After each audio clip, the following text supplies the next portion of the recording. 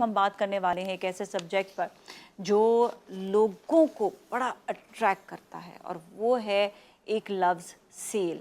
लेकिन हम बात करेंगे डार्क साइकोलॉजी ऑफ सेल पर कि आखिर ये सेल जो है ये लफ्ज़ है क्या और स्पेशली ये लोगों को अट्रैक्ट क्यों करता है और हम इस लफ्ज़ से बच कैसे सकते हैं। इस मौजू पर बात करने के लिए हमारे साथ गेस्ट जो मौजूद हैं, पहले मैं अपने लेफ्ट हैंड साइड पर आऊँगी, लेडीज़ फर्स्ट, और हमारे साथ मौजूद है clinical psychologist doctor Sobia Aftab. अस्सलाम वालेकुम। बहुत बहुत शुक्रिया आपका शुक्रिया तशरीफ लाने का। और मेरे राइट हैंड साइड पे हमारे बहुत ही ज़बरदस्त गेस्ट मौजूद हैं, योगी वजाहत जो मोटिवेशनल स्पीकर भी हैं, माइंड साइंसेस के स्पेशलिस्ट भी हैं और साथ साथ योगा इंस्ट्रक्टर तो है ही हैं। अस्सलाम वालेकुम, कैसे हैं आप? वालेकुम अस्सलाम। आप दोनों की माशाल्लाह से पॉजिटिव पर्सनालिटी जो है वो हमारे शो को चार चांद लगा देगी।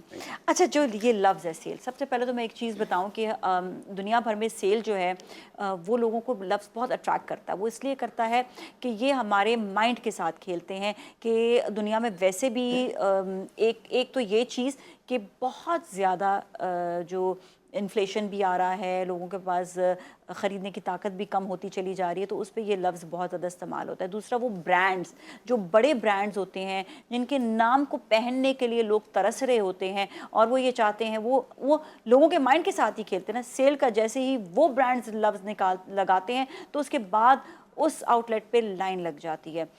इसके साथ साथ तीसरी ये बात भी होती है कि कहीं पर आपका जो सामान है वो 1 साल पुराना हो गया और अब उसको डिस्कार्ड करना है, निकालना है, तो वहाँ पर भी माइंड के साथ खेला जाता है कि वो सेल का लफ्ज़ इस्तेमाल करते हैं।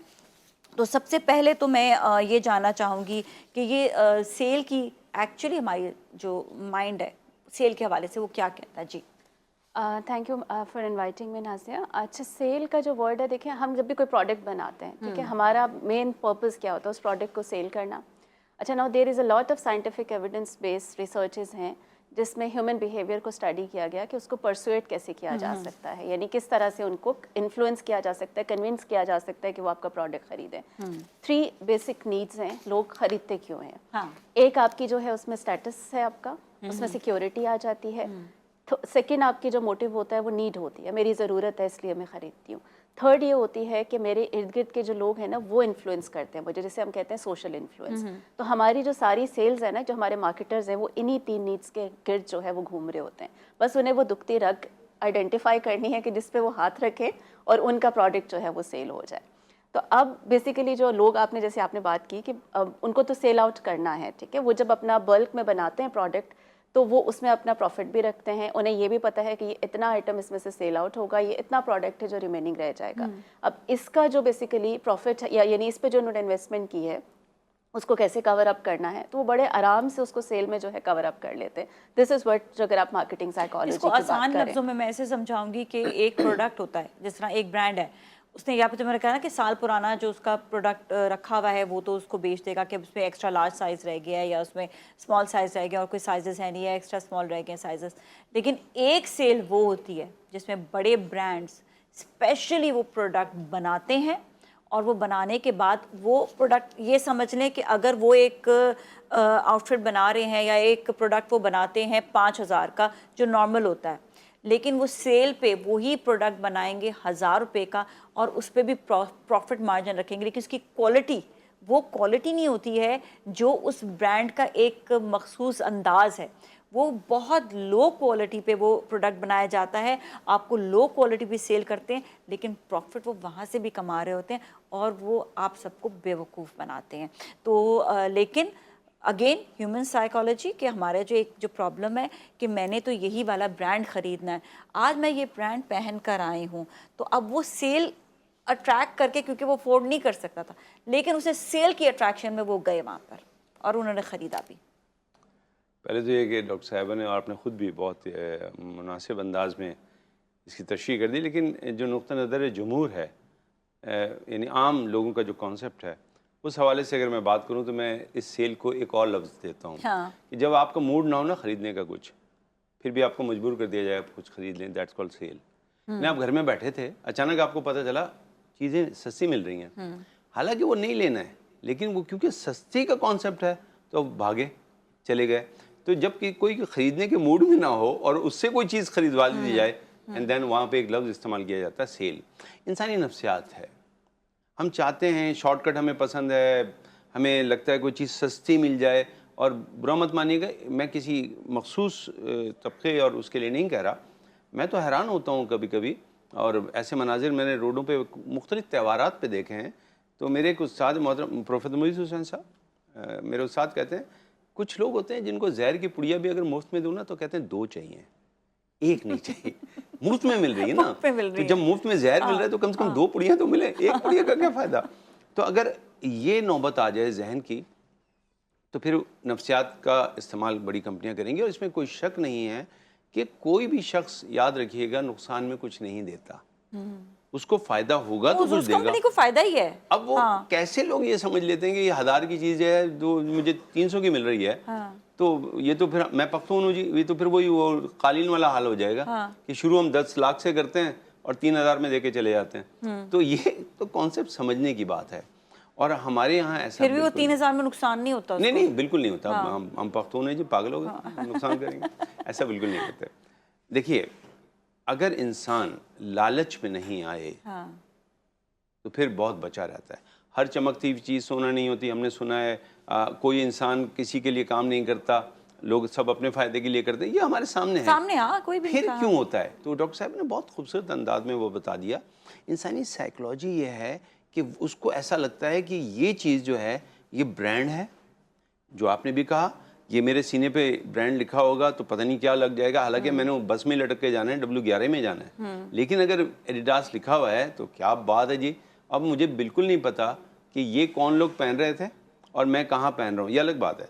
लेकिन एक बात, नफ्सियाती तौर पे इंसान जब अपने आप को ये समझता है कि मुझे लोगों के साथ मुकाबला करना है और उस मुकाम पे पहुँचने जहाँ वो खड़े हैं, तो 2 रास्ते हैं, या तो इल्म अमल में वहाँ पहुँचो या फिर देखने में पहुँच जाओ। देखना ज़रा आसान है, इसलिए सेल्स में लोग ज़्यादा इंटरेस्टेड भी होते हैं। अच्छा, एक चीज़ हमने ये भी देखी है कि एक वही वाली से मैंने कहा ना कि क्वालिटी वो लोग इतनी लो क्वालिटी में बेच रहे होते हैं और फिर भी वो फ़ायदे में रहते हैं। हालांकि हम कहीं पर हम ये भी देखते हैं कि एक ऐसा कपड़ा जो सस्ता है लेकिन उसकी क्वालिटी उस ब्रांड से ज़्यादा हाई है। ये जो हमारे माइंड सेट एक बन गया है कि ये ब्रांड नेम ये क्यों बना है? बेसिकली स्टेटस सिंबल है ना, कि आपको पता है कि ये ब्रांड है ये, और आप देखते हैं इर्द गिर्द अपने लोगों को देखते हैं, आप सेलिब्रिटीज़ को देखते हैं, आप बहुत हाई प्रोफाइल लोगों को देखते हैं कि वो क्या पहन रहे हैं, तो वो जो पहन रहे होते हैं वो स्टेटस सिंबल बन जाता है। चाहे वो कहते हैं ना, अब जैसे आपने कहा कि बहुत अच्छी क्वालिटी का सूट है, अगर वो और वो कोई ब्रांड नहीं है, लेकिन अगर वो भी कोई सेलिब्रिटी पहनेगी या कोई हाई प्रोफाइल शख्स पहनेगा तो आप देखिएगा कि उसकी सेल कितनी बढ़ जाएगी। तो ये स्टेटस सिंबल बन गई है ब्रांड हमारे लिए। और ब्रांड्स जब कहते हैं ना हम इट्स अ ब्रांड, तो वी हैव अ ब्रांड्स ऐसे नहीं बनती हैं, they basically build your trust. ठीक है, वो पहले अच्छी जो है प्रोडक्ट मार्केट में लेके आते हैं, यू बाय दैट, अगर आपको अच्छा लगता है आप उसकी भी एडवोकेसी, यानी दूसरे लोगों को भी बताते हैं कि यार ये कपड़ा बहुत अच्छा था, वो भी खरीदेगी, तो एक वो कहते हैं ना चेन बन जाती है। अच्छा, वंस उनकी वो इस्टेब्लिश हो गई है ना कि ये सब ब्रांड नेम बन गया, लोग इसे ख़रीदना शुरू हो गए हैं। अच्छा, इसमें भी पूरी मार्केटिंग रिसर्च इन्वॉल्व है। हम जब खरीदने जाते हैं तो हमने देखा वो आपसे आपका नाम पूछते हैं या आपको एक कार्ड दे देते हैं कि फिल करके दे दें, या फ़ोन नंबर जो है आपको से पूछा जाता है, दैट इज़ योर बायोडाटा। आप कौन से एरिया से बिलोंग करते हैं, आपके सोशो इकोनॉमिक स्टेटस से हैं, क्योंकि फ़ोन के ज़रिए तो आपका पूरा डाटा निकल के आ जाता है। उनको जब अपनी वो मार्केटिंग करते हैं तो वो मार्केटिंग के अंदर वो पूरा डाटा यूज़ करते हैं। उन्हें पता है उन्हें कौन सी टारगेट पॉपुलेशन को करना है, उन्हें ये पता है कौन से एज ग्रुप ने उनका ख़रीदा है, ठीक है, वो कौन से सोशो इकोनॉमिक बैकग्राउंड से थे, वो ऑक्यूपेशन उनका क्या था, किसने खरीदा, उसी के अकॉर्डिंग वो फिर पूरी एक जो है वो प्लानिंग करते हैं and then they sell their product. Exactly. अच्छा, हम अब ब्रेक के बाद जो बात करने वाले हैं वो बात करेंगे स्पेशली बहुत सारे ऐसे इलाके आपने देखे हैं, जब पिछले दिनों भी एक हमने पूरा एक वाक़या भी देखा कि एक एरिया में बहुत ज़्यादा लोग जो थे इकट्ठे हो गए। देखिए, ये सिर्फ पाकिस्तान में नहीं होता। ये कहना कि ओ इतने सारे लोग सेल पे क्यों आ गए, ये कहना भी एक गलत बात है, क्योंकि वो लोग ख़रीदने के लिए आए चीज़ें। दुनिया भर में लोग आते हैं, इसी तरह ही लोग खड़े हुए होते हैं, लेकिन कतार बांधकर। तो हमारे यहाँ पर ये कंट्रोलिंग चीज़ क्यों नहीं होती है, हम इस पर बात करेंगे। और कतार की आदत हम कब डालेंगे, इस पर भी बात करेंगे। Stay with us.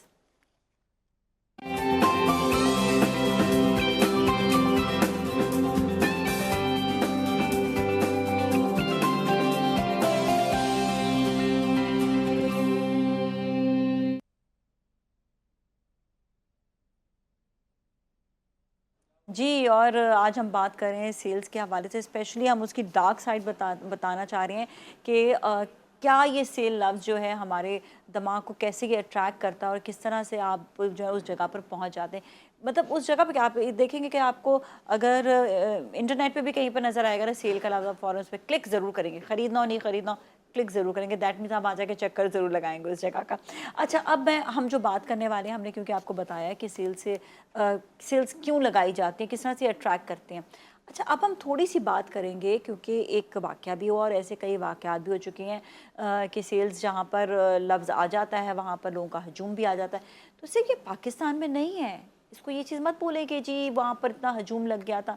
इसको हैंडल कैसे करना है, तो मैं डॉक्टर वजाद की तरफ पहले आऊँगी और योगी वजाद की तरफ आऊँगी। डॉक्टर वजाद हमारे दोस्त है ना योगी वजाद की तरफ आऊँगी और वो हमें बताएंगे कि बेसिकली ये हैंडल कैसे करें हम इस चीज़ को कि इतना हजूम है, और क्या ये जो स्टोर्स होते हैं ये लोग इस चीज़ को मैनेज नहीं कर पाते हैं या मैनेज करना नहीं चाहते हैं, लाइंस जो हैं वो लगी नहीं होती हैं और हजूम एक अजीब सी भगदड़ सी मची हुई होती है। पहले तो मैं क्लियर कर दूं, मैं भी डॉक्टर हूं लेकिन होम्योपैथिक डॉक्टर नहीं, होम्योपैथी, हूं। अच्छा, लिखता नहीं फिर तो मैंने सही लिखता कहा ना। नहीं हूं, ताकि वो उस वजह की वजह से नहीं लिखता हूं ना, सेम हो जाएगा।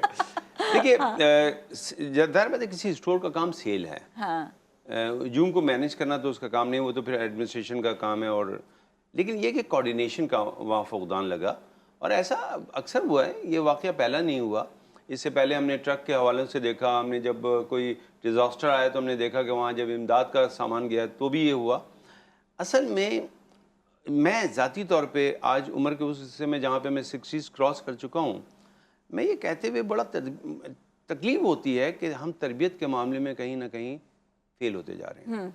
वो जो बुनियादी तरबियतें हमें देनी थी, चलती हुई गाड़ी से कोई कचरा बाहर नहीं फेंकना, घर के आगे कचरा नहीं होना चाहिए, बदतमीज़ी से बात नहीं करो, जो आए सलाम करके बात करो, आवाज़ को हल्का रखना, मध्यम अंदाज में चलना, आवाज में बात करें। हाँ, ये कहाँ गई ये सारी बातें? कहाँ गई मुझे बताएं, हमें तो बचपन अब से ये सिखाया बुनियादी था वो चीज़ें। इकाइयाँ थीं, जब ये मिस हो रही थी तभी हमें समझ जाना चाहिए था कि गड़बड़ हो गई। हाँ, ये आपने सही कहा, ये हमें बैरून मुल्क भी वाक़यात मिलते हैं, सब कुछ मिलते हैं। लेकिन अफसोस बतौर पाकिस्तानी मुझे शदीद अफसोस ये है कि इस एक वाक़े को बना के पूरी कौम के बारे में जो दुश्मन ममालिक ने प्रोपेगेंडा किया, वो बड़ा तकलीफ दे। क्या ये नहीं हो सकता? एक मिसाल दे रहा हूँ आपको, एक नुक्ता नज़र है मेरा। क्या ये नहीं हो सकता कि वहाँ एक छोटी सी जगह बना दी जाए और वहाँ पे पाकिस्तान के फ्लैग लगा के कहा जाए अगर आप यहाँ से कुछ ले भी गए हैं तो सिर्फ वतन के खातिर वो वापस दे जाएं। एक दफ़ा करके तो देखें, बिल्कुल। कुछ करें तो सही। अगर दुश्मन ने गलत कर दिया, NLP ने कर दिया, फला ब्रेन यूं कर दिया, फला काम हो गया, सारी बातें चल रही हैं, सेल्स की डार्क साइड चल रही है, तो पॉजिटिव साइड भी तो हम ला सकते हैं। तो कोई इदारा अगर ये कहे कि ठीक है एक बॉक्स रख दिया है, आइए जो गलती हो गई उसको निभाते हैं, कुछ ना कुछ तो वापस जो कुछ वापस डलेगा ना, वही हमारी कामयाबी होगी। हम चलें तो उस सिंध में, हम उस सिंध में नहीं जा रहे। बड़ी मदद के साथ कुछ इदारे हैं जो इंस्टीट्यूशन है तरबियत के। देखिए कितनी तकलीफ़देह बात है कि वो वाक़या जिसका हम थोड़ा सा हवाला दे रहे हैं, वो जुमे के दिन कब हुआ? नमाज के बाद। उन हज़ारों लोगों में क्या कुछ भी नहीं ऐसे लोग होंगे जो नमाज पढ़ के आए होंगे, फिर उन पर असर क्यों नहीं पड़ा? तो इसका मतलब कहीं ना कहीं फेलियर आ रहा है मुख्तलिफ उन इंस्टीट्यूशन का जिनका काम ही तरबियत और ये बताना था कि जो काम करो जहन में रखो कि अल्लाह देख रहा है। तो जब खौफ खुदा ख़त्म हुआ तो फिर दुनिया का क्या खौफ? असल में वहाँ पे ये नहीं हुआ, वहाँ पे एडमिनिस्ट्रेशन का मसला पहले पड़ा, नज़्म-ओ-ज़ब्त का पड़ा। हाँ। वो जो आपने शुरू में बात कर दी थी, आप ही की बात है, मैं आप ही को कोट करूँगी। आपने कहा था कतार बनाना कहाँ चला गया, कहाँ चला गया वो डिसिप्लिन, कहाँ? आज भी मैं देख रहा था एक वाक़या, मैं हैरान था कि जापान में एक खातून क्रॉस करती हैं गेट को और बच्चा उनके साथ चला जाता है, वो वापस उसको भेजती हैं, वापस जाओ, बटन दबाओ, टोकन दो, फिर वापस आओ। ऐसे खत्म हो नहीं, गया। हाँ। वो तरबियत वहीं से आ गई ना, बस खत्म हो गया। अब मैं यहाँ पर एक चीज़ और देख रही होती हूँ, क्योंकि बात हो रही है, तो जब भी मैं पैदल जा रही होती हूँ तो मैं हमेशा कोशिश यही करती हूँ, कोशिश क्या कि आदत है कि क्योंकि बचपन में सिखाया था ज़ीब्रा क्रॉसिंग से आपने क्रॉस करना है, एक गाड़ी नहीं रुकती है, जबकि जो पैदल चलने वाला है उसका हक ज़्यादा होता है कि आप गाड़ी का रुकना ज़रूरी होता है, लेकिन वो एक गाड़ी नहीं रुकती और मैं कहती हूँ यार ये क्यों है इस तरह की मुझे चीज़ें, एक ऐसा सिर्फ नहीं- जुमला कहने दीजिए बिल्कुल आपकी की बात कहिए, में से। हाँ, बिल्कुल कहिए। अभी जब मैं आपके यहाँ आ रहा था, मेरा ऑफिस भी आपके हाँ, सामने सामने, ही है, हाँ। मुझे लेफ्ट साइड पे टर्न होना था, मैंने इंडिकेटर ही देने ना,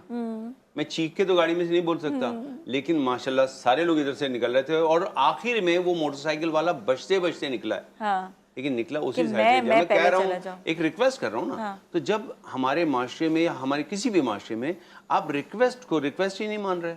इंडिकेटर क्या है पता है? इंडिकेटर है ना? रिक्वेस्ट है, बराए मेहरबानी मुझे इधर जाने रास्ता दे दें। उन्होंने कहा तू नहीं जाना होगा, हम तो इधर से ही जाएंगे। हम तो पहले चले जाए। अच्छा आप इधर का दे दें, लोग इधर से जाने लगेंगे, वो पहले निकलते हैं। ये जो बेचैनी इस तरह पहले की, हाँ। और पागलपन है ना, ये बढ़ रहा है। बिल्कुल और ठीक है, इसको हम कम करना होगा। बिल्कुल डॉक्टर सोबिया से भी जानते हैं ये जो हमारा कतार लगाने का सिलसिला है, ये खुद से, क्योंकि हम जापानीज़ कौम को देखते हैं तो वो लोग खुद ऑटोमेटिकली ऐसे लगता है उनको जो है ना सिस्टम में उनके ये चीज़ है कि वो ऑटोमेटिकली ये चीज़ करेंगे। अब हमने शादियों में देखा है, शुक्र है काफ़ी हद तक के लोग जो हैं वो बीच में से आकर जो है खाना नहीं ले रहे होते हैं, नहीं वो अपने मतलब अब वो एहतियात कर रहे हैं लोग ना, क्योंकि हम जैसे लोग जो है सुना देते हैं, अब लोगों ने अपनी बेइज्जती जो है उससे डरते हैं। पर ऐसी सिचुएशन में जहाँ पे बहुत ज़्यादा हजूम होता है, कैसे खुद लोग कंट्रोल करें? और मैनेजमेंट जो है, अगेन मैं कहूँगी जिनका स्टोर है दे शुड मैनेज। इवन थोड़ा सा आपको खर्चा करना पड़ता है चीज़ों पे, लेकिन आपकी चीज़ें अच्छी मैनेज हो जाती। क्यों नहीं करते मैनेज? देखिए मैनेज इसलिए, आप अगर इन्हीं लोगों की और बात अपनी करें, कतार की भी, कि जहन में क्यों नहीं है हमारे? अपने जहन में वही जैसे अभी बात की है डॉक्टर वजाहत ने कि ये बेसिकली आपकी तरबियत है ना, ये वो है जो आप घर से सीखते हैं कि आपको डिसिप्लिन को फॉलो करना है। यानी अगर आप ये देखिए, हमारे सोने के औकात हैं, हमारे उठने के औकात हैं, हमारे स्कूल की टाइमिंग्स हैं, वही हम डिसिप्लिन स्कूल में फॉलो कर रहे होते हैं, असेंबली में भी जाते हैं, असेंबली में भी जाते हैं, लाइन भी वहाँ पे लगाते भी हैं। फॉलो करते हैं। हम ट्रैवल करते हैं, आप एयरपोर्ट पे देखें कतार लगी हुई होती है, ठीक है। हम जब इंटरनेशनली किसी दूसरे मुल्क में, यही लोग जब वहाँ जाते हैं तो इनको पता है कि इनको ना सिग्नल तोड़ना है, इनको जेब्रा क्रॉसिंग पे भी रुकना है, अगर नहीं रुकेंगे तो कैमरा मॉनिटर कर रहा है, दे हैव टू पे फॉर इट। वहाँ पे ये रूल्स एंड रेगुलेशंस को नहीं तोड़ते हैं। यहाँ पे क्योंकि उस तरह से, एक तरह से मैं कहूँगी कि रूल्स एंड रेगुलेशंस की भी उस तरह से इम्प्लीमेंटेशन नहीं है। रूल्स एंड रेगुलेशंस देखिए वेस्ट में भी हैं, वो लोग भी इसलिए जो है इतना डिसिप्लिन है कि उनको भी पता है, एक तो जैसे आपने बात की कि क्योंकि उनको डिसिप्लिन किया गया है ना, वो लॉज के थ्रू किया गया है, रेगुलेशंस के थ्रू किया गया है, तो वो चीज़ बचपन से उनके माइंड में बिठा दी गई है। हमारे यहाँ कुछ सर्टेन जगहों पे तो, जैसे स्कूल की बात की हमने, एयरपोर्ट्स की बात की, बट हर जगह पे तो ऐसे नहीं है ना। मॉल्स में भी आप देखिए किस तरह से नहीं है। प्लस बर्दाश्त ख़त्म होती जा रही है लोगों के अंदर, कि हम एक छोटी सी बात पे बर्दाश्त खत्म होती जा रही है। और दूसरा ये कि हमने आंखें बंद कर ली हैं कि हमारे इर्द गिर्द हो क्या रहा है। अगर हम कोई चीज़ गलत होते हुए भी देख रहे होते हैं ना, तो उस पर बोलते नहीं है। जैसे अभी आपने बात की कि हमने बोलना शुरू किया तो शादियों में बेहतरी आनी शुरू हुई, तो हम तो मुंह पे बेइज्जत कर देते मुंह हैं पे कि लाइन बिल्कुल पे ऐसे ही लाइन है। क्यों तोड़ कर यानी आए? मैं हाँ। आपको एक मिसाल दे रही हूँ कि मैं खुद यूएस में एक मॉर्ट में थी और मेरी ट्रॉली भरी हुई थी और मेरे जो पीछे पर्सन खड़े थे उनके पास एक आइटम था। तो मुझे लगा कि लाइक मेरी तो इतनी बड़ी ट्रॉली है और मुझे टाइम लगेगा, तो why not to ask him कि आप आगे चले जाएं। मैंने उन्हें इतना इंसिस्ट किया तो उन्होंने कहा नहीं, you were standing before me, आप मुझसे पहले खड़ी थी, आप ही वो करेंगी। और मुझे आधा घंटा लगा उसमें, क्योंकि मेरी पूरे मंथ की ग्रॉसरी थी। लेकिन जब तक वो खड़े रहे, डिस्पाइट दैट रिस्पेक्ट, उन्होंने कहा, रिस्पेक्ट की, और उन्होंने कहा क्योंकि आप लाइन में मुझसे पहले खड़ी थी, आपका राइट है कि पहले आप करें, इससे फर्क नहीं पड़ता कि मेरे हाथ में एक आइटम है। तो ये तरबियत ये कहाँ से आई? ये तरबियत इसका मतलब है घर से आनी चाहिए। जो स्कूल में बच्चा लर्न कर रहा है, अगर वो घर के अंदर प्रैक्टिस नहीं हो रहा है तो वो लर्निंग तो ख़त्म हो गई ना। तो ये माँ बाप का भी इसमें रोल है, ठीक है, इसमें आपके कोलीग्स का भी रोल है कि अगर ये मेरी भी जिम्मेदारी है कि अगर मैं अपने इर्द गिर्द कोई चीज़ गलत होते हुए अपने कोलीग्स में देखती हूँ तो मेरी जिम्मेदारी बनती है कि मैं उनको पॉइंट आउट बिल्कुल जी। थैंक यू सो मच आपका शो में तशरीफ लाने का, आपका भी बहुत बहुत शुक्रिया। और हमने आपको बताया कि देखिए सेल जो है, इट्स ओके, सेल लग रही है, इट्स ओके, कोई बात नहीं, लेकिन जहाँ पर हजूम इकट्ठा हो रहा है उस हजूम को बेसिकली आपको सिस्टमैटिक बनाना है। उस हजूम ताकि वो भगदड़ ना मचे, कोई वहाँ पे वाक़या ना पेश आए, कोई एक्सीडेंट ना हो। इसकी वजह से जो लोग भी सेल लगा रहे हैं और जो इदारे जो उन एरियाज़ का ख्याल भी रख रहे हैं, वो बेसिकली इस चीज़ को सिस्टमैटिक बनाएं। और किसी भी एंटरटेनमेंट की चीज़ को या उनकी ज़रूरत की चीज़ है जिसको ख़रीदने के लिए आए, उस पर ये कह देना कि ये देखो हजूम कितना इकट्ठा हो गया, ये कहना भी बुरी बात है, क्योंकि वो उनका हक है, सेल पे ख़रीदना उनका हक है। लेकिन उस जगह पर जो लोग देख रहे हैं, प्लीज़ आप लोग भी कोशिश करें कतार बना कर जाएं, ताकि आपके माशरे में अच्छा नज़र आए, सही नज़र आए और मुहज़्ज़ब नज़र आए। इसके साथ ही जाएंगे ब्रेक के जाने, ब्रेक के बाद वापस मिलेंगे। Stay with us.